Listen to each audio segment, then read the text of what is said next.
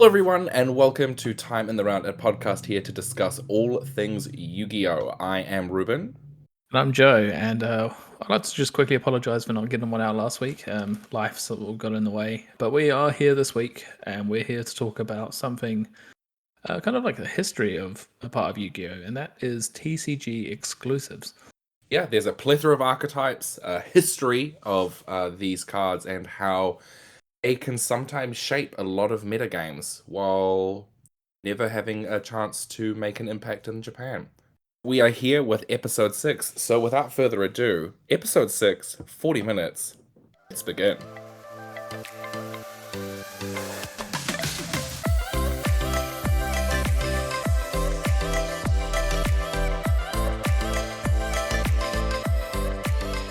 And we're back.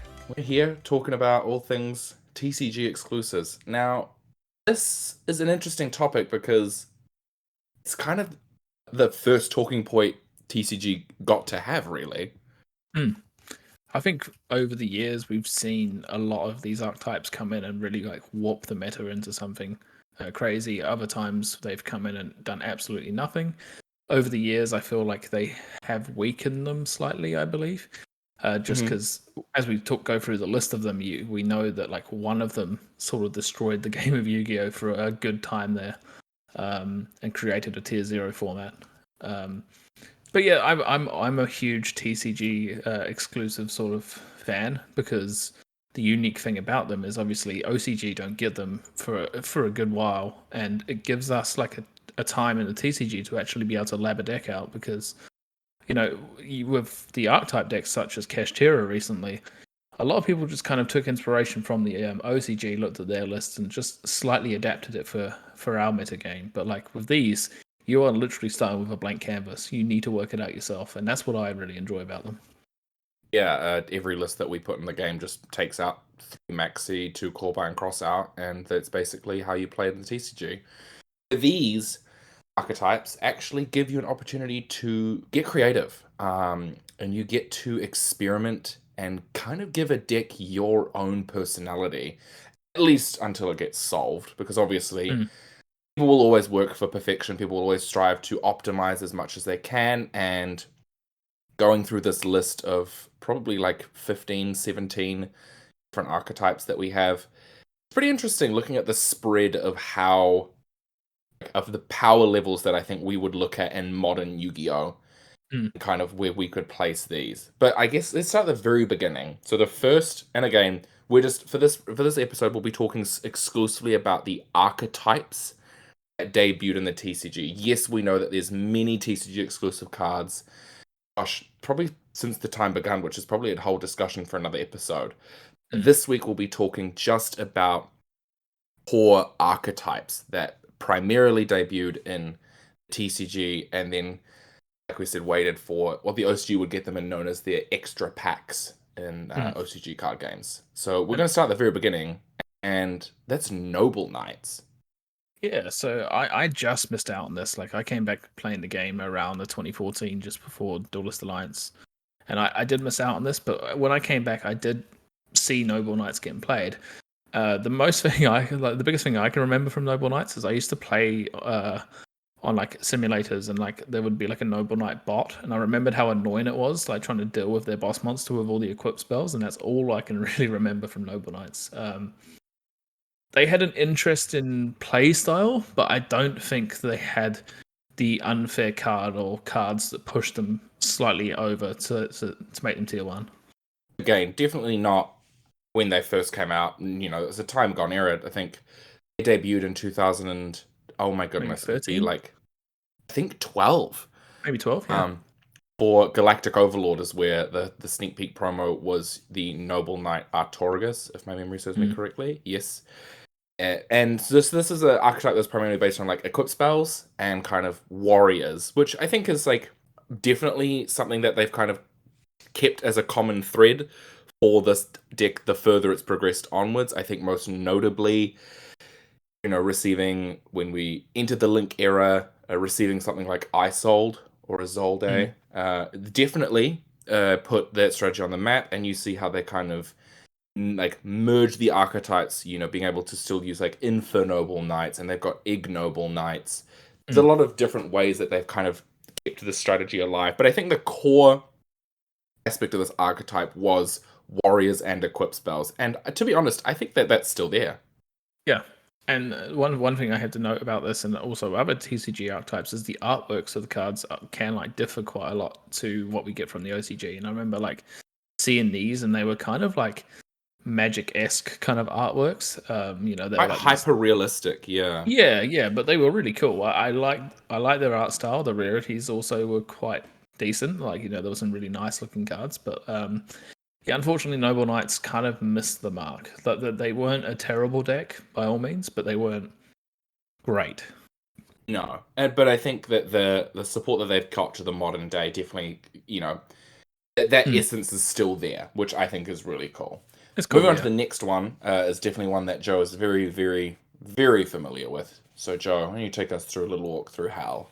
Yeah, so Burning Abyss, obviously, probably, arguably, I'd say the archetype with the most longevity out of all of these. Like it was a tier one deck for so many years. And with the right support, it has the potential to come back again because it, has that so much recursion in the deck. Obviously, based around Dante's Inferno, with Dante being the main card that mills cards to the grave, boosting itself, and then all the fiends kind of representing layers of hell. It was a pretty cool deck, and I came back into the game when this got printed, and someone said to me, "Hey, this goes pretty well with Dark World."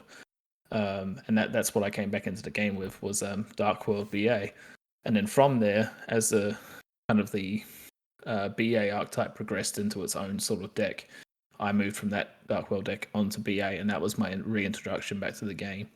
And I played Mm. that deck for a long time, and it has a very fun spot in my heart.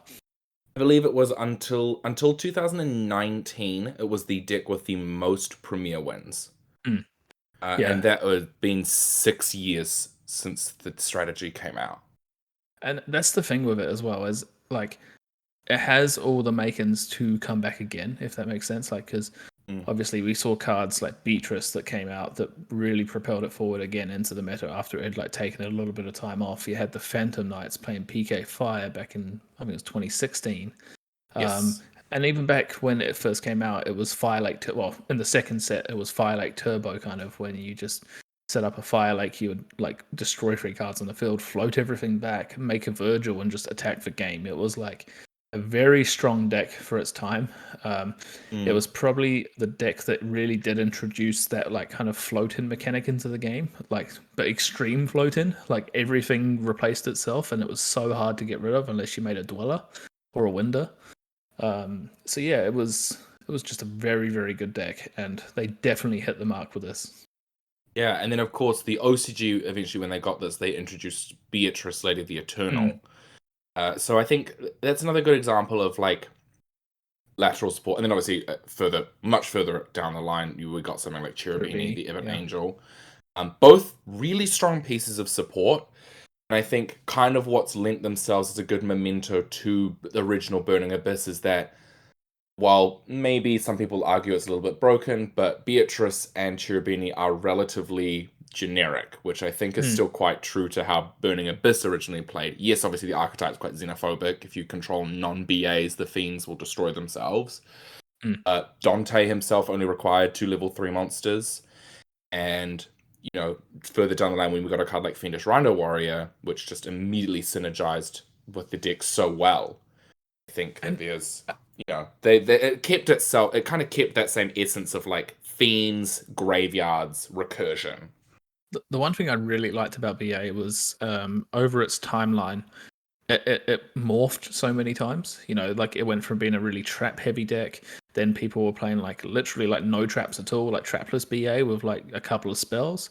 Then it went to like the PK Fire, as I said. Like it just keeps morphing and changing like as metas like progressed, as new decks came out, and it still held its own as up until I think 20. As you're right, like 2019 might have been its last like major top, but like it came out in 2014. That's a 5 year period for a deck, and in Yu-Gi-Oh that is like a long time.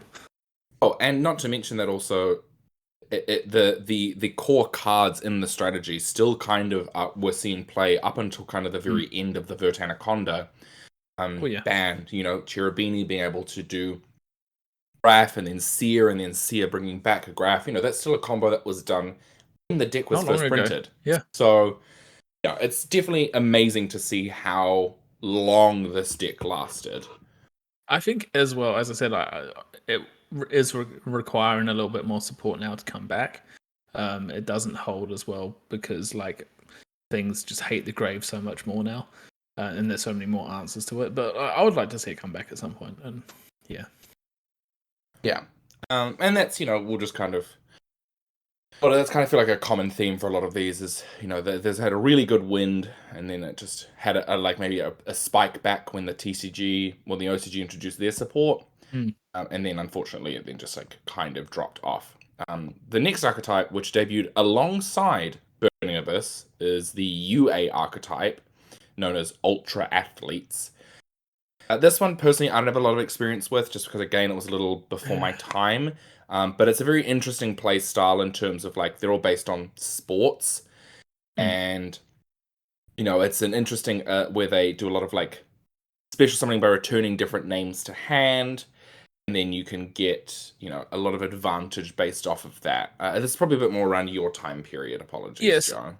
No, this one was interesting. I feel like it was a few cards away from being decent. It never really pushed out into the top tiers of events, but it was a really decent budget deck considering the other archetypes kind of took up all the high rarity slots. People were picking this up. It was a common bin deck where you could pick this up and play it at locals and do relatively well because it could OTK out of nowhere. That's kind of what the deck did, and it could take you by surprise. There were a few events where UA was causing a few upsets in New Zealand. It was cool. But as I say, there's not a lot to talk about as far as its competitive kind of success was.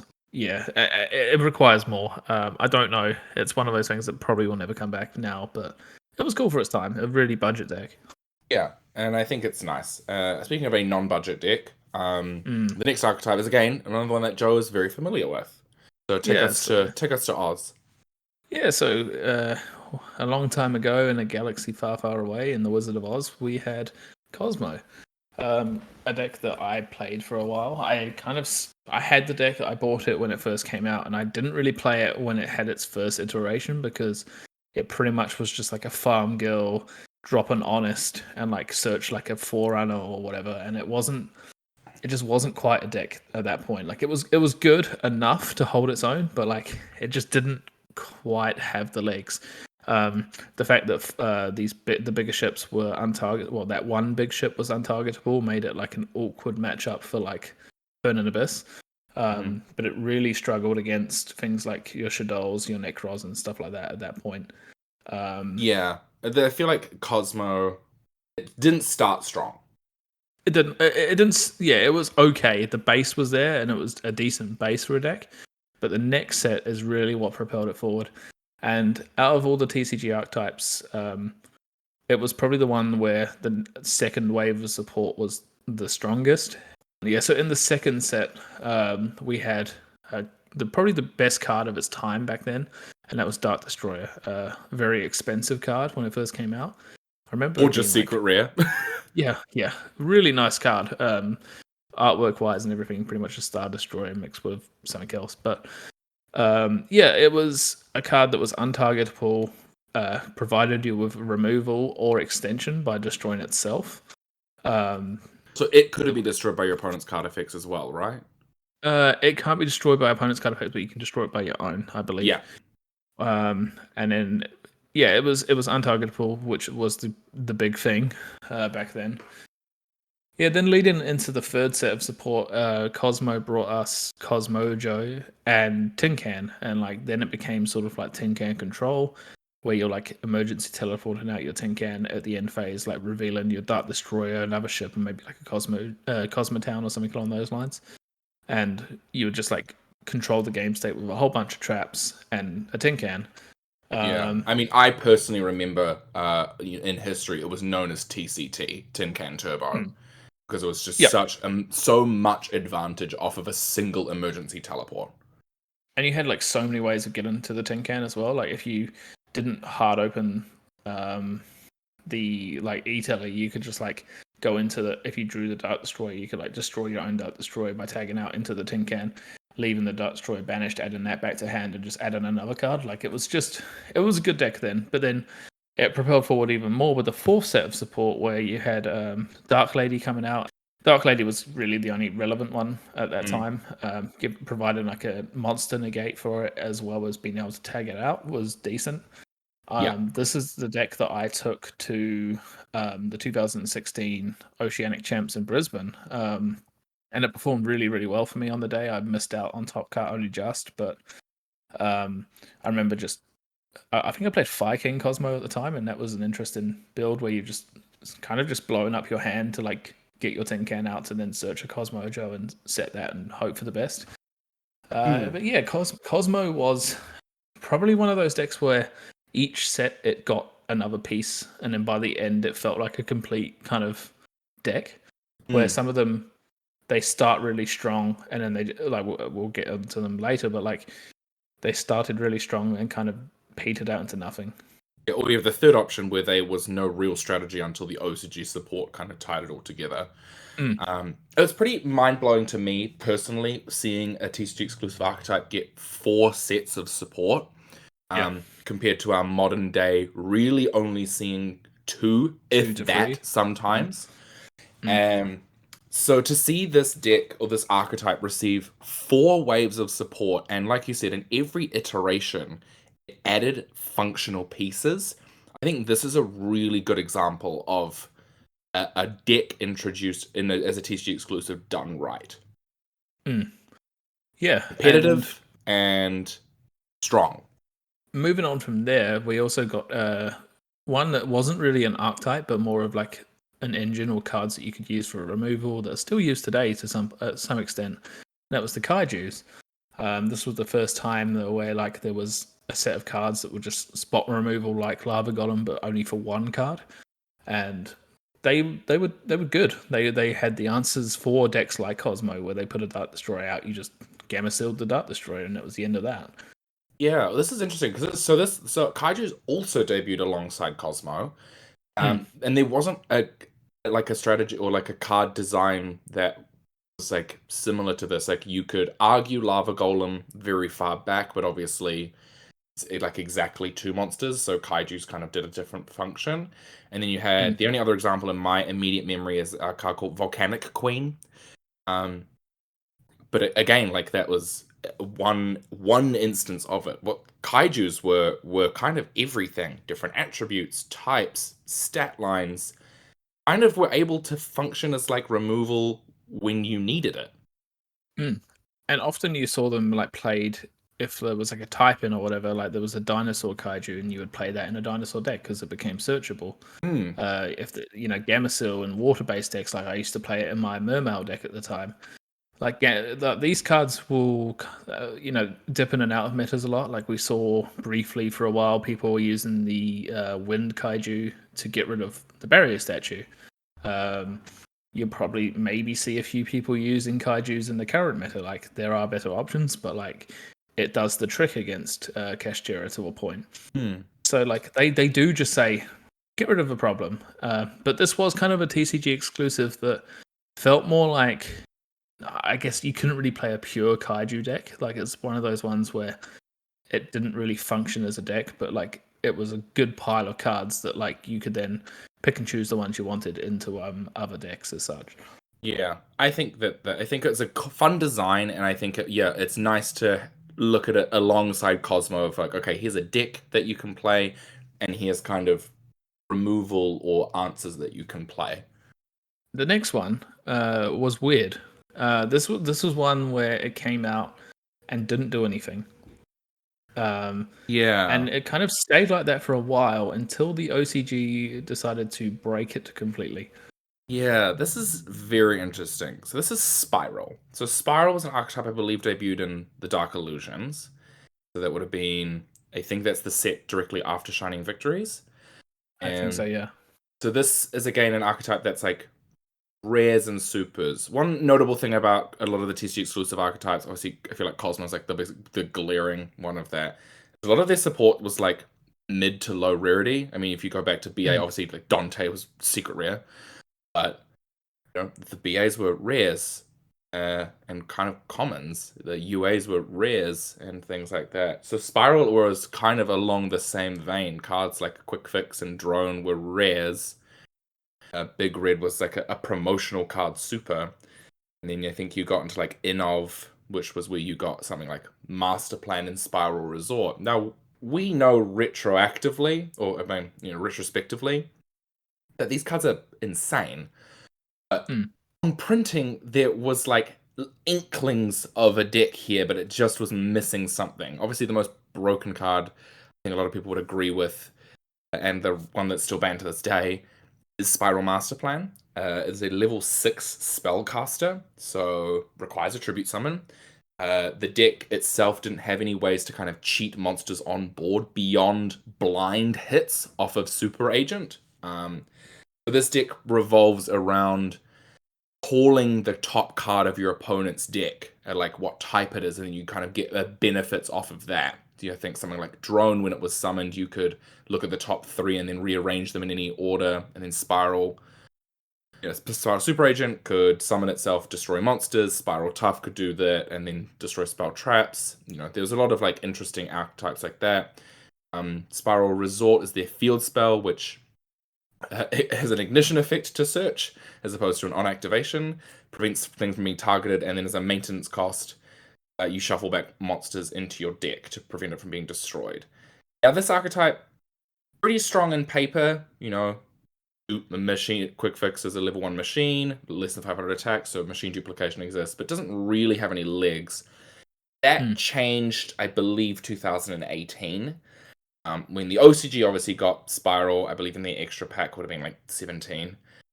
When they printed a little piece of support for this deck known as Spiral Double Helix, a link 2 monster that requires 2 spirals, that says when this card is summoned, or I think it's once per turn, you can call the top card of your opponent's deck. And if you call it right, you can take a Spiral monster and either add it to your hand and special summon it.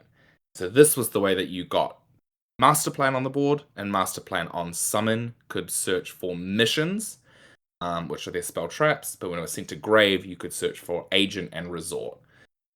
So it basically plugged the hole that the TCG had created and essentially broke the deck.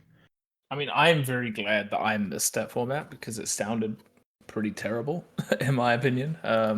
It was a deck that was like completely broken. If you weren't playing Spiral, you weren't doing well. In recent times, obviously, the only thing that comes close was Tear Element. But even then, I don't know. It was super broken. There was a bit of skill in the mirror match, but like overall, I'm not unhappy that I missed that format. And this is the first instance as well in TCG exclusives where it really just did not do anything until the OCG decided to break it completely. And yeah, and boy did they break it. Yeah, and I mean, and I think that this is the point in TCG exclusives where they sort of decided to be a lot more hesitant with support, because they don't want to have another kind of tier 0 format. They don't want another Spiral, no. And like, it's a bit of a shame because like from this point onwards, there's not many archetypes that have like reached that tier 1 level. They've all kind of set around the rogue tier 2 sort of thing, and maybe in the future they might get a little bit more frisky with their decision making with cards, hopefully. But yeah, this is the point, in my opinion, in the history of TCG exclusives where they've gone, oops, we don't want to do that again. Yeah, and I think it's kind of categorized with the power level that they gave the next archetype, which is Subterra.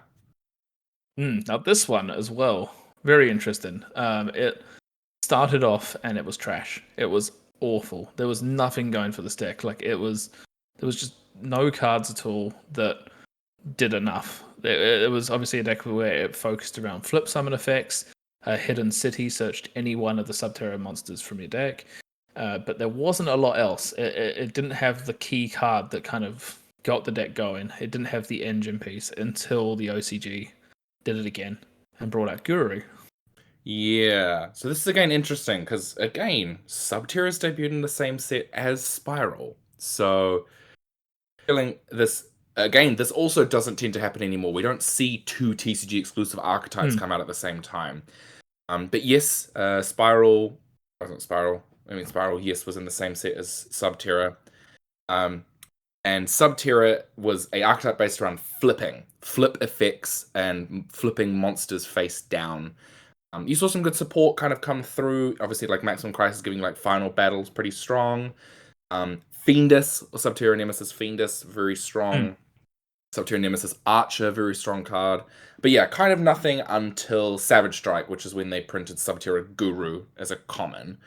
And this card reads if as a flip face up, you add a Subterra card from deck to hand, and you can target a card on the field and itself, and you flip it's a Subterra card, I believe. It's a Subterra card and a Subterra monster or something.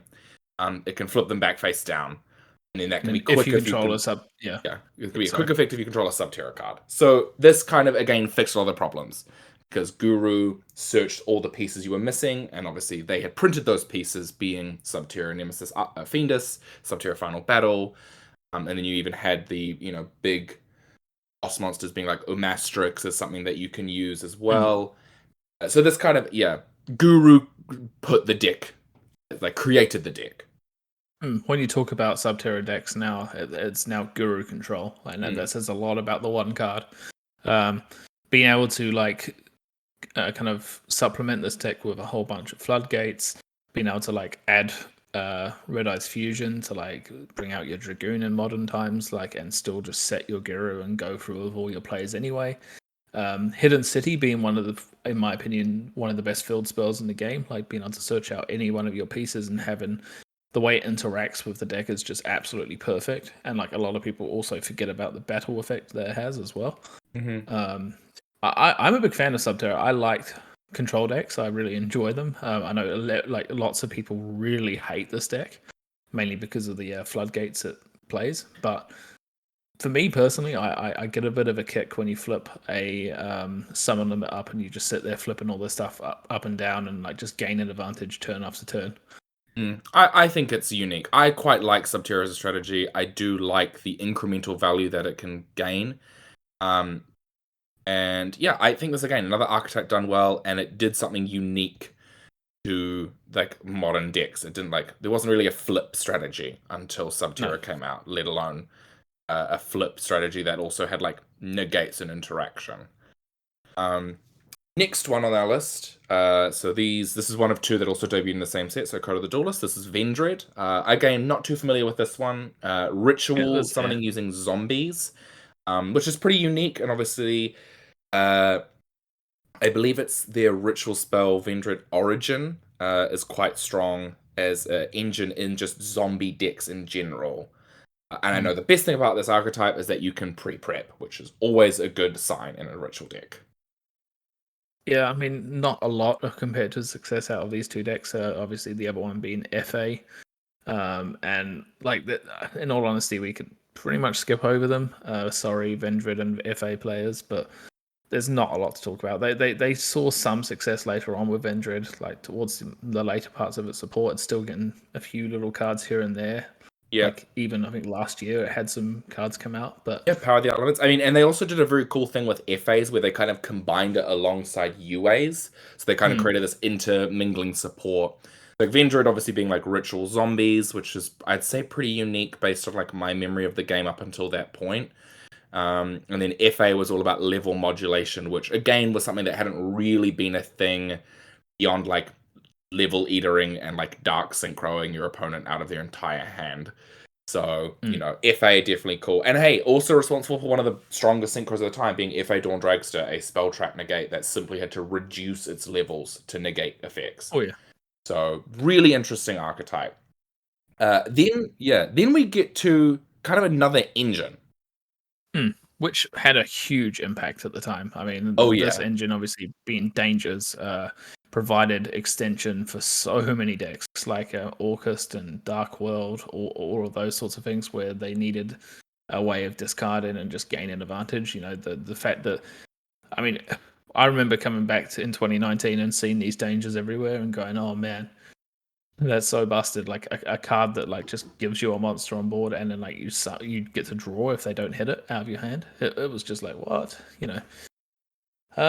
Yeah, so probably more of an impact on the meta than most of the other ones. Like obviously there was only Kaiju before, but as an engine, it's still played today. Like we saw at Danger Tier Element was a deck for a wee while there until the newer stuff came out. But Yeah, I mean, Danger Dark World still a thing, still now, especially yeah. now with the limiting of the Ishizu cards. This is again really interesting design because it's like, I mean, awesome design. They're based off cryptids for anyone that's like a big fan of like cryptid and like cryptozoology, because it's very, very fascinating. But the whole premise of these being bodies that you, or monsters that you can reveal in your hand, and then your opponent randomly discards a card from your hand, and if they hit the card, if they hit the danger, that has an effect when it's discarded, but if they don't hit the danger that you reveal, you can summon it and draw a card. So essentially replacing themselves. Obviously, kind of stand out to this archetype in terms of engines being Nessie, which is the danger rotor, Jackalope, which is the danger E-Tele, and I'd say probably to a lesser extent something like Tsuchinoko, which is just like the danger, like fabled Cerberus. Like it'll always summon if it's discarded. Spread across everywhere from, like you say, Danger Dark World in its initial instance, to Orcust, to you still play these in like Grand Maju, to Telements, to modern day Danger Dark World. And I think a lot of people, this is a unique concept. It's probably like the most meta relevant TCG exclusive archetype that had come out since Spiral. Yeah, and so Danger's just really being a unique engine that can be played in a lot of decks and still see use to this day. And then the next one kind of, it was his own strategy, but really there's like one standout card. Yeah, and that's Time Thief. Obviously, Time Thief Redoer been like an insanely good rank 4 in recent times with Tier Element, but also in previous formats, like just it's a decent rank 4. Like it's a good option for like a rank 4 that doesn't necessarily, like, you know, when you're looking at if you don't know what your opponent's on or anything, there's no point going into a Dweller just in case if like it doesn't do anything against them. Like Redoer is kind of just a solid rank 4 that will always kind of do something for you. Yeah. And that they're unique building as well. Like it's a lot of like they gain effects on like the materials they're attached, and that's kind of how a lot of their cards function, as they like attach themselves to the Xyz monsters, being like a Perpetua, Redoer, and then obviously like we saw like Double Barrel being printed. But yeah, it's like a unique, and then it can also be like kind of similar to Spiral, like a top deck manipulation, but a bit more like with additional effects, which I think is unique. I think the problem with it was always a bit too fair. Well, They this didn't was an really Xyz archetype that came out in MR4. So that too. yeah, Yeah. really hard to kind of push those to meta relevance when you're literally limited by game mechanics. And I mean, we've seen Aegisaur and Ghost from the past. I believe it was they received the more cards, but it didn't do enough. Like we never really saw a Time Thief deck ever really push into like a tier 1 or anything close to. But Redoer, insanely good card. Yeah, absolutely. Then we've got Dream Mirror. So this was kind of the tail end of 2019. Again, strategy is a little bit too niche. Kind of played along the lines of the strategy revolved around having 2 field spells of your archetype up at all times. Kind of similar to how like Valence play now, if anyone's like familiar with the strategy. I mean, like all your monsters would gain effects based on which Dream Mirror field spell you had up on the board. Unique because the design was that it was all kind of like dreams and nightmares. But it's just a little too slow. I think field spell decks really suffer a lot, especially when you're in formats where decks can just play other field spells. And like Dream Mirror came out at a time when you had like Strike or Orcust, so of course this isn't going to hold a candle to that strategy. And I believe if you ever like have a deck that revolves so much around a field spell, and people catch on to the fact that you remove that field spell, you just win the game, it becomes pretty bad. Yeah, it's a little unfortunate. But speaking of, archetypes that really kind of are unique in playstyle, we move on to the ones that came out in 2020. And that first one, yeah, Plunder Patrol. Now, this one is interesting. I mean, this is probably the one that's been closest to being near the top of the meta game again. Mhm. It is very unique. It cheats out like your extra deck stuff and attaches them to your plunder monsters. In recent times, it's been probably the deck that abuses the adventure engine the most still. I think out of this list at least, you're right. And even like modern Yu-Gi-Oh, I'd say it doesn't use it well. I think Plunder Patrol is a really unique build. I think, yeah, cheating out extra deck monsters is always like, it always seems broken in theory, and like, it's probably because it is. The whole purpose Mm. of like extra deck cards is that they require commitments to the materials. Um, Whereas like the whole gimmick of this archetype is they summon ones that share attributes that your opponent has on field or grave. And their legacy support's been quite strong too. Seeing Mm. cards like Black Eyes, the Raven, and then just in the most recent set, even Yord, kind of giving them another attribute to tag into. I think is I feel like Konami still kind of Plunder Patrol on their radar. They do, and I think this is a deck that you could like seriously like consider taking to a tournament and doing okay with. Like it has the makings of a decent deck, and if you're a good pilot with it, like you could go far. Like it's definitely nothing to scoff at. Like if you sit across the table from Plunder and just like kind of shrug it off, like you need to respect the deck at least. Yeah, I believe in the wise words of MBT. They've always had a wind ship. It's just known as Wandering Griffin Rider. Um, Mm. So we move on to the next one, which is mutants. This kind of was the first one that kind of broke the normal scale. So a lot of these archetypes received support like across multiple sets, kind of when they were coming out. Mutant was just like all in Phantom Rage. This is like a psychic-based archetype at benefit of like the cards you can like discard and like you are used to pay cost as like synergistic to how effects that are gained or that you of your monsters that are summoned. A little bit gimmicky, I won't lie. I think like Neg 1 summons always feel really bad unless they immediately replace themselves. Mm. Um, it was kind of like the first deck in like modern Yu-Gi-Oh! Like pre-Fluanderies that could like abuse Macrocosmos really well. It's kind of because they all wanted to be banished anyway. Yeah, this one's a little underwhelming, unfortunately. And kind of sad that obviously they never received any more support. Like It got one having the piece in Battle One of Piece later Chaos. on, yeah. Yeah. Yeah, so not a lot though. Like it really didn't get kind of what it deserved in a way. Like all these other archetypes we've spoken about at least got two sets. Yeah. Like two sets of like 3, 4, 5 cards in each set kind of thing. Like and that's what Mutant probably needed. I don't know if it would have pushed it any further forward, but like at least made it a little bit more playable. Yeah, I mean, also I'm maybe devil's advocate here. Like, did you really want to open mutant sets, like mutant cards again? Like, No. not really. And then we kind of just like keep on like this awful plateau because then we move to Oh War yeah. Rock, which Now, is this one, I mean, it has to be the worst TCG archetype of all time. Like, by far. this was a bad time for like Yu-Gi-Oh sets in general, Mm, and like this didn't help. no. It was kind of a feels bad that year where like you were getting these Yu-Gi-Oh sets and like just praying you hit the one secret rare that was decent. Yeah, Um, and when you opened a box and got like a Wall Rock Mountain with like I don't know S some other Force crappy Rapper S4 Chiyomaru. secret, you Yeah, just kind of pried into your box and just like it was a sad time. Um, Warrocks, obviously, I could see what Konami were trying to do, but like anything that's reliant on battle phase just isn't it. Famously, we saw Fafa beat this deck or lose to this deck. I can't remember what one with against goats. So like a goat deck beat mm.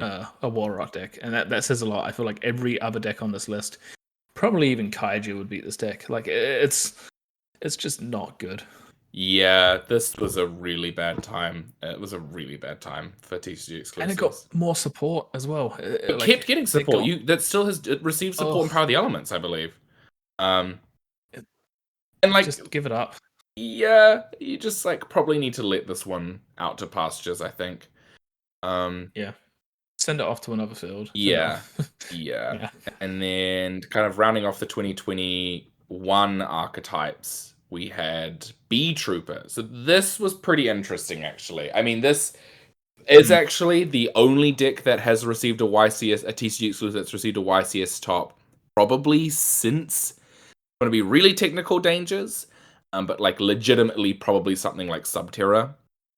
Maybe did Plunder get one or not? I don't think Plunder's ever won a YCS. No, Bee but Trooper maybe got a won a top. YCS. Yeah, true. So Bee Trooper kind of revitalized a typing that had been strongly underappreciated, and that was insects. So kind of revitalizing an insect strategy and kind of gave a breath of life to all these different bugs and like insect cards that have just been kind of printed into the ether for years. Oh, that's actually a time in the round. But, but the But bees. we're gonna need it. We're gonna have to talk about the bees. I think we've got about 4 more to talk about. So I'm gonna ask the judge here for a time extension, and we're gonna carry on because we did miss last week's episode. So we'll give you a bit of an extra long one this week. Yeah. And we'll just crack on and talk more about Bee Trooper. More about the bees. So Bee Troopers, yeah, debuted in Dawn of Majesty. And I would honestly say if their support in this set stopped at the Dawn of Majesty support, I think the deck would have been like so much more appreciated. Mm. You got cards like Sting Lancer, all the extra deck cards. The Dawn of Majesty support really set up Bee Trooper well. I think you must remember, like I owned a full Bee Trooper deck, and I was so hyped for support. Like I was, this was the one deck where I was like, I really enjoy this deck. It's so unique. It like has so many cool combos. It has so many cool lines, but it is missing a few little bits. And me and you talked about all the pieces it was missing, and unfortunately, it just didn't get any of them. No. The support was, I'll just be frank, it was dog shit. Like nothing Yeah. that came out was good. None of the new cards you included in your deck at all. It was unfortunate. We really wanted some like spell trap removal through like certain cards. We maybe needed a couple of searches and stuff in there. I don't know that we needed more, and we didn't get it. And unfortunately, my Bee Trooper deck flew off into the bees hibernated. Yeah, I think the Bee Trooper deck set itself up really well, but then the Burst of Destiny support just like was really underwhelming. Like, okay, the notable cards that like still stand out in a modern day Bee Trooper is obviously something like the Heavy Neptune or Mighty Neptune, which is like shuffle back banish cards as a summoning condition, not an effect, which is really strong. Assault Roller kind of being like their own archetype as Tekapede, and then Descent being like special summon a bug, like a Bee Trooper monster, and then it has like again conditional spell trap destruction, which is awful. Yeah. Um, Then again, though, I feel like if we get a couple more decent insect cards, this deck could see play again. The base of it is decent. Like there's some really good cards in the deck. Yeah, and we also already have a card coming out in Cyberstorm Access, a level 5 fusion, which is obviously instant fusion target. That searches a Bee Trooper card, I believe, on summon, which is really strong. So there's already a little bit, yeah. Yeah, and things like Resonance Insect are like just still like insanely good. Like you can use them. Like there's a lot there. Like insects are very close. They're very very close to like being broken. And I kind of like that they're just like on the precipice. I feel like it's such a cool type to finally like use. And I mean, like I said, buy out your eradicating aerosols, people, because you'll need them. And then we move on to the kind of the other archetype which we know is getting support in the next core set, Cyberstorm Access, another TCG exclusive, and this being Libromancer. This is a deck I love. I mean, I bought this right at the start. It's when in its first wave of support, the potential was there. You could see that what they were trying to achieve with it. We were probably hoping for a little bit better support, but it turns out that Libromancer Fire in the second set was good enough. Like it provided like that consistency boost that the deck actually needed. Yeah. Obviously, this is a ritual based deck.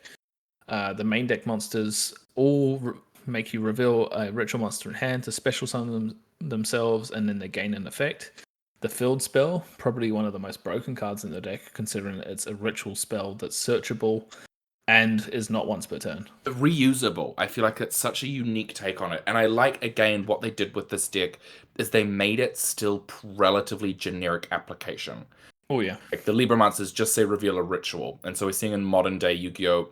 It being splashed in with the Mikanko cards. So cards like Benten and Ohime are like really core in that kind of strategy. So the Libromancers just like they work alongside these archetypes. Also, Geek Boy just being a psychic level 3, like perfect for emergency teleport. I remember when the deck first came out, I like made this weird like punk Libromancer deck that used Overdrive Teleporter. Mm. It was pretty unique. It wasn't great, but like the thing I loved about it was like there was no, I was working with a blank canvas and like I could sit there kind of going, oh, how do I make this work? Oh, I could use this. This is unique. This is cool. I can end on this pretty sweet board. And yeah, I really did enjoy playing with Libromancer, and it is the deck that I currently play now alongside Mekanko, obviously. Being generic enough that you can splash it with other engines as well. I think that's great for an archetype. I don't like when you get locked really early. Yeah. And I look forward to the new cards coming out soon. Yeah. Libromancer, I believe, not realized it's like Origin, I believe, is actually the name of the new card. Really strong, really useful. And yeah, so this is kind of the fruits of the OCG creating their extra packs, and they put that support into their core sets to kind of work alongside the extra packs that they print in. So we're going to get to the final two ones. So these are ones that we have seen at least all the cards for one of the archetypes and have no announced support coming in the TCG simply because the OCG do not have these cards yet. Extra packs generally get released in Japan around August, September, and so they generally line up to the support to be imported into either their first or second core set of their year. So it's generally the second or third one of our year. So the first one we've got, which debuted in Power of the Elements, is Gotti. So this is an archetype based on fish synchro summoning that utilize the Banished Zone. And this deck is fun. I own the deck. It's one that I like to play in a lot of kind of fun duels and stuff. Like it does have some competitive viability. I've seen it do. I think there was a regional in Wellington where Nick Asprey took it to a top. It obviously at the time it was probably because you could use Shifter in the deck. Still can. Yeah. The thing I still can, yeah. The thing I really like about this deck though is how unique it plays. Like what you look at its end board and you're like, right, you have one guy on the field, cool, and then you end up with these 2 to 3 banished fish that then come back in your opponent's turn and then can quick synchro and gain really strong effects. I'm not sure of the level 8's name, sorry, but you go into the level 8, it banishes 2 cards itself and one other card, and then special summons itself back, and then you can quick synchro again and go into the big level 10, the Great Beyond, that then banishes every card on the field and comes back again in your turn. Yeah. So really unique. Super unique. I think it's a really cool design as well. The fish synchro hasn't really been a thing since Fishbowl Blaster. And I mean the design of them is really cool. They're all based on cosmic bodies. The names are all portmanteaus of fish in different names, which is really cool. So sucker for language and how Yu-Gi-Oh! The Yu-Gi-Oh! Research managed to apply it. And I think this concept of banishing to synchro summon or benefiting off being banished when synchro summoned is really, really cool. It's different, and I think it's quite well done. It is. I think I'm really excited to see what the OCG give us with this. It does feel a little bit clunky at the moment, a little bit hard to set up at times. So hopefully they bring out some cards or a card that helps you with the setup a little bit more. Because it does at times feel quite fragile. It can just die to a Dark Ruler. So yeah, I mean, I am excited by the deck. I feel like it has the potential to push forward into a really decent deck. Yeah, and synchro summoning's cool. Synchro summoning's pretty cool. Yeah, it is. I always think it's a really cool mechanic.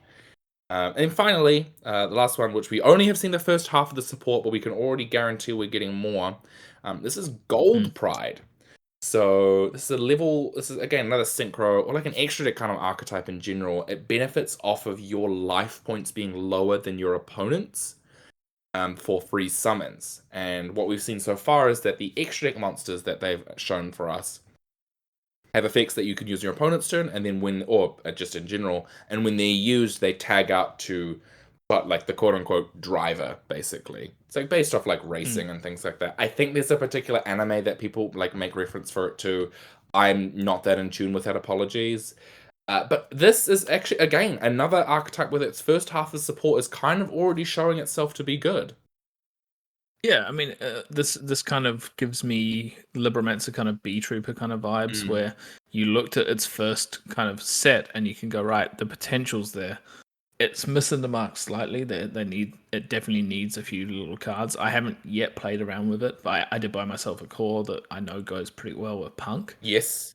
So another thing that Gold Pride obviously provided to us was the first main deck, Starlight Rare, for a TCG exclusive, which is like quite significant for me to me because it means that Konami are probably going to provide higher rarities going on with it, and also they won't. I don't think they're going to want this deck to fade away like other decks like War Rocks, because they didn't get Starlights. You Yeah.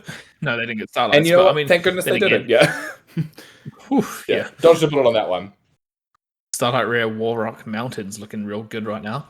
But so not only does this deck have a Starlight, it's got an accessory range coming out to go alongside it, and they've already shown off artwork for a card in the new set. Not to mention that obviously Leon, Gold Pride Leon, which is one of their main deck monsters, was the sneak peek promo. So I think that, I always think that they want to push these kind of strategies a little bit. And it's cool seeing it. It feels like in this like little like chunk of last four, sorry Gotti, but like B Trooper, Libromancer, and now Gold Pride, I feel like they're on like this like cusp of competitive viability, which is kind of reclaiming what we lost when Spiral just went a little bit too gung ho.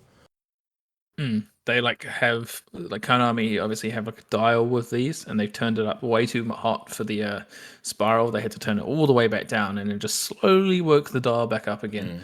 And I feel like we're almost cooking. Yeah, and this is actually Gold Pride Punk was a deck that Gage, or Nim as he's known, took to the Vegas 3v3, and that team actually managed to make day 2. So obviously this deck did achieve something really well, and I think it's got a lot of hope for the future. And I always recommend this. I feel like Joe and I have kind of had a lot of these conversations, is that across all of these, it really never hurts to get a TCG exclusive archetype when it first comes out, especially if the cards read strong. Yeah, and you can definitely save yourself a lot of money. But then again, like other times, you can buy like a TCG exclusive, and then it just flops completely, and you end up with nothing. But that's fine. I don't think things like Gold Pride are going to be like that. Libromancer I picked up, and it was literally like dollars and cents, and it's still like not super expensive, but I definitely haven't lost money on them. It's definitely worth, I feel like, picking up these decks when they first come out. They're really fun to play around with. Like that's what I get my enjoyment out of at the moment with Yu-Gi-Oh. Like I really do enjoy picking up, and I've said it a few times already in the podcast, like a blank canvas deck to work on, because it just gives you a lot of enjoyment, like just working out kind of the kinks of the deck and like smoothing it out and just making something cool. Yeah. So I recommend them. I think all across the board, like there's definitely, I feel like we look back at these TCG exclusives that we listed, a couple of clunkers, like a good chunk of like ones that just really had no place in any competitive, in any environment beyond the cards you pull out of a pack. Then you again look at something like BA and Cosmo, which had long-standing competitive success. Spiral obviously being like the most extreme example of tier 0. And then you move something like Dangers as like a really strong engine or like an option of cards alongside something like the Kaijus. And then even back now, looking at something like Plunder, an archetype printed in 2020s that's still receiving support 3 years later. And that's pretty impactful. Please, Konami, we just want some Cosmo support. A crumb, please. It is. I believe I may eat my words on this, and I'm very happy to. It is out of all the archetypes that the OCG have received in import packs to not receive external support. Yeah, I mean, you might be right there. I might be right on that one. I might squint a little at Dangers because I don't know if they printed extra support for them. But then again, dangers aren't really an archetype in my opinion. Yeah, exactly. Yeah. Yeah, so that kind of wraps up TCG exclusives. Thanks for sticking around for a bit of extra time in this podcast. Sorry to stall the obviously round. Yeah, sorry about that. We did need a time extension. We obviously couldn't fit all of these into a 40-minute discussion.